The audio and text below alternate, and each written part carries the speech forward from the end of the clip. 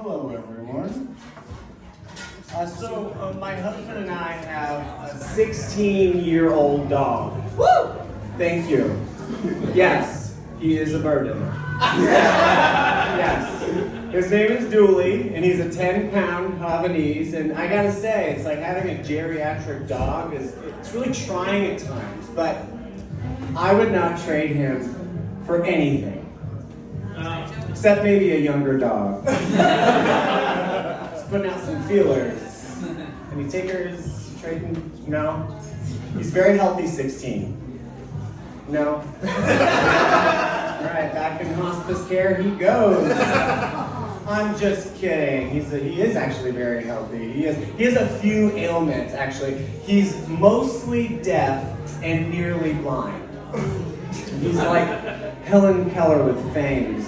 So it's difficult to communicate with him, but we managed to miracle work our way through it. And so what I do is like I'll pat him on his butt when I want him to sit, and I'll just touch him on his cute little paw when I want him to shake, and he'll just bite me on my hand really hard when he wants me to leave him the fuck alone. We have fun.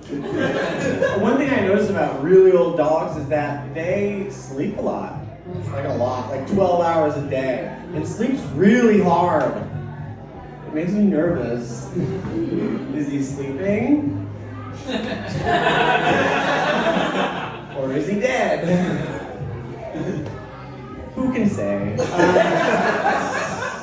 So I've just taken to putting a mirror in front of his face to check if he's breathing, just a few times a day.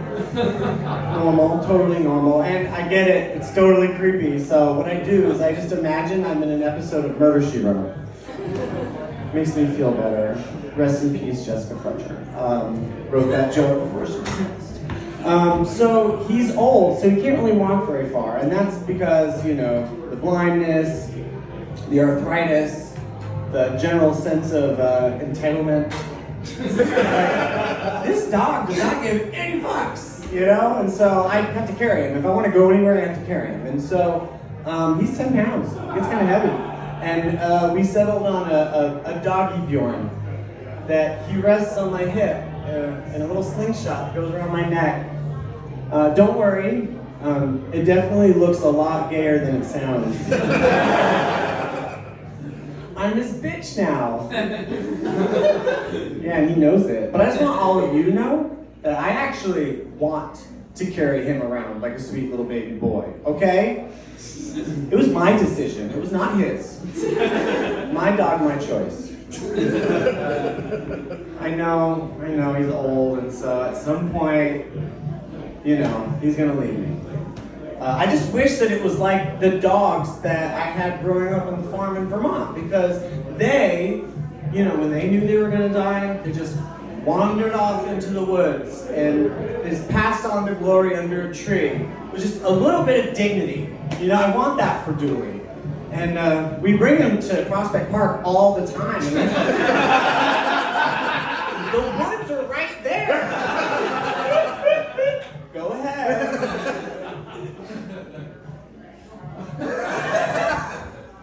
No? Alright. Get back in your Bjorn. What really upsets me is when people let their animals live too long, okay? It's like, these animals are sick and usually they're like dying, and people they can't accept that and let them go. Like, when Snowflake has been alive so long that they've learned to speak English, then you know what? Maybe your little angel needs to be put down.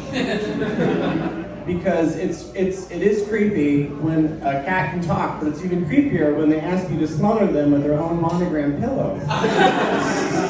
There is a very nice family on a farm upstate. Happy to take them. On a farm, which I grew up in, it's like, we understood. It's like, animals dying was just part of life. My family knew that when an animal was about to die, that meant that we would have a very good dinner. Maybe we would even get some really great homemade glue. That just depends on the animal. And Dooley, he is so small, it's like, he he can't even contribute to either of those. It's like, thanks a lot, Julie. I did grow up on a farm, and it was very isolated and rural, so, you know, you learn a lot on a farm. And I learned I think the biggest life lesson I ever learned was growing up, and this is it. Always suspect that your best friend might murder you in cold blood. It's very personal, okay? When I was 6 years old, I had the best friend, okay? It wasn't my mom, and it wasn't my dog, and it wasn't the ghost child in the basement that just kept trying to get me to play with him. It was a doll, and his name was Buddy, and he had overalls, and he was so awesome, and he even had a commercial and a really good jingle, and I fucking love that doll. You know, until my family decided it was a good idea to let a 6-year-old watch Child's Play. And if you don't know what Child's Play is, it's a movie with Chucky, who is an overall-wearing, murder-happy doll who is possessed by the spirit of a serial killer. Ripped from the headlines. This is a young audience. You may not all remember. Like, the U.S. had a really big problem with demonic doll possession in the 1980s. Like, I know where I was when I first heard about the 1987 Cabbage Patch Massacre in Dayton, Ohio. Very national news. So when I saw Chucky in the movie, I actually saw Buddy. And when you see your best friend stab a woman in the stomach with a wooden ruler, it changes you, you know? You can't come back from that. So I did what I had to do, and, you know, we found a nice family on another farm upstate, and we gave Buddy to them, and I still feel bad about it. I still feel bad about it to this day because, well, they were all slaughtered. Even the dog. So, you know, I'm just a risk-averse person, so I just have to say, better them than me. Thank you all so much. This has been lovely. Thank you.